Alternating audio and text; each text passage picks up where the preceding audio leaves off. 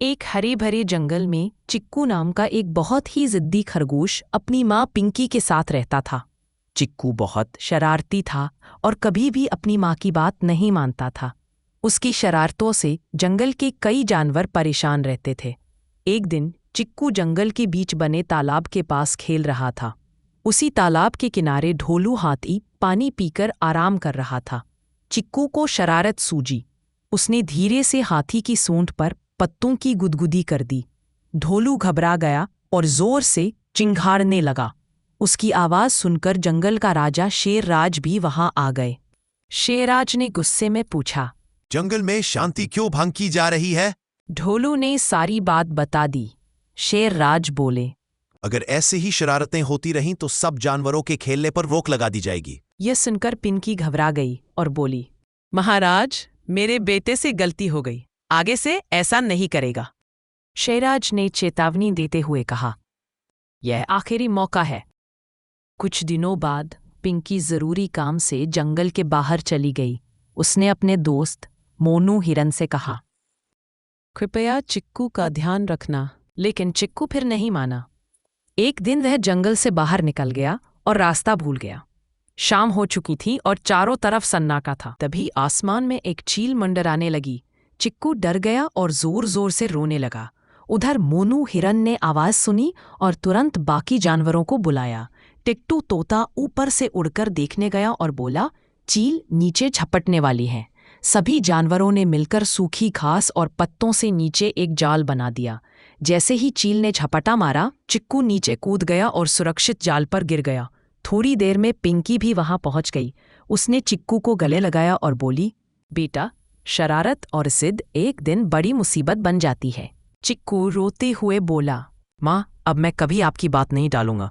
सीख, बड़ों की बात मानना हमेशा सुरक्षित होता है। अगर आपको ऐसी और कहानियां पसंद हैं तो लाइक करें, चैनल सब्सक्राइब करें और बेल आइकन दबाना न भूलें।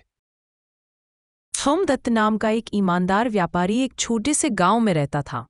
एक समय व्यापार में भारी घाटा होने के कारण उसे शहर जाकर नया काम ढूंढने का फैसला करना पड़ा। जाने से पहले उसके पास एक बहुत ही भारी बैग था जो उसके पूर्वजों की आखिरी निशानी थी। उसने सोचा कि इतना बड़ा बैग साथ ले जाना मुश्किल होगा, इसलिए उसने उसे अपने पड़ोसी और मित्र दीनदयाल के पास अमानत के तौर पर रखवा दिया। सोमदत्त ने कहा, दीनदयाल भाई, मैं कुछ सालों के लिए बाहर जा रहा हूं। यह बैग मेरे लिए बहुत कीमती है, कृपया इसे संभाल कर रखना। दीनदयाल ने मुस्कुराते हुए कहा, मित्र, तुम निश्चिंत होकर जाओ। तुम्हारी अमानत यहां पूरी तरह सुरक्षित रहेगी। साल तक सोमदत्त ने शहर में कड़ी मेहनत की और अच्छा धन कमाया। जब वह वापस लौटा तो सबसे पहले दीनदयाल के पास अपना बैग लेने पहुंचा। दीनदयाल का मन अब लालच से भर चुका था। उसने उदास चेहरा बनाकर कहा, अरे सोमदत्त, मैं तुम्हें कैसे बताऊं? जिस कमरे में तुम्हारा बैग रखा था वहां बहुत सारे चूहे घुस आए और वे तुम्हारे बैग को कुतर कुतर कर खा गए। अब वहां कुछ नहीं बचा। सोमदत्त हैरान रह गया। वह जानता था कि सोमदत्त लालच से भर चुका था, लेकिन उसने बहस नहीं की। उसने शांत रहकर कहा, कोई बात नहीं मित्र, चूहों का क्या दोष, जो भाग्य में था वही हुआ। सोमदत्त की चतुराई। विदाई लेते समय सोमदत्त ने कहा, दीनदयाल, मैं नदी किनारे नहाने जा रहा हूं। क्या तुम अपने बेटे आर्यन को मेरे साथ भेज सकते हो? वह सामान पकड़ने में मेरी मदद कर देगा। दीनदयाल ने खुशी खुशी अपने बेटे को भेज दिया। नहाने के बाद सोमदत्त ने चुपके से आर्यन को अपने एक परिचित के घर ले जाकर छिपा दिया और खुद अकेला दीनदयाल के घर पहुंचा। दीनदयाल ने पूछा, मेरा बेटा कहाँ है? सोमदत्त ने रोते हुए कहा, मित्र, बहुत अनर्थ हो गया। जब मैं नदी में नहा रहा था तो अचानक ऊपर से एक चील झपट्टा मारकर आई और तुम्हारे बेटे को उठाकर ले गई। दीनदयाल चिल्लाया, झूठ, सरासर झूठ। भला एक चील इतने बड़े बच्चे को कैसे उठाकर ले जा सकती है? चलो अभी पंचायत में, मैं तुम्हें जेल भिजवाऊंगा। पंचायत का फैसला। गांव की पंचायत बैठी। सरपंच ने सोमदत्त से पूछा, क्या तुमने सच में चील को बच्चा ले जाते देखा? यह तो असंभव है। दीनदयाल चिल्लाया, झूठ, सरासर झूठ। भला एक चील इतने बड़े बच्चे को कैसे उठाकर ले जा सकती है? चलो अभी पंचायत में, मैं तुम्हें जेल भिजवाऊंगा। सोमदत्त ने हाथ जोड़कर कहा, सरपंच जी, इस गांव में सब कुछ संभव है, जहां चूहे मेरा बैग खा सकते हैं, वहां एक चील छोटे से बच्चे को क्यों नहीं उठा सकती? यह सुनते ही सरपंच समझ गए कि मामला क्या है। दीनदयाल ने अपनी गलती मान ली और सोमदत्त का संदूक वापस कर दिया। बदले में सोमदत्त ने उसके बेटे को सुरक्षित लौटा दिया। शिक्षा: जैसा व्यवहार आप दूसरों के साथ करेंगे, वैसा ही आपके साथ भी होगा। जैसे को तैसा। सूखा गांव। गांव का नाम था बेलापुर। चारों ओर फैले खेत, कच्ची सड़कें, पीपल का पुराना पेड़ और सुबह सुबह गायों की घंटियों की आवाज, यही बेलापुर की पहचान थी। इसी गांव में रहता था हरदेव, जो पेशे से किसान था। उसके पास ज्यादा जमीन नहीं थी, लेकिन मेहनत और ईमानदारी से वह अपने परिवार का पेट पाल लेता था। उसकी पत्नी कमला और 12 साल का बेटा मोहन उसकी दुनिया थे। हरदेव रोज सूरज निकलने से पहले खेत पहुंच जाता।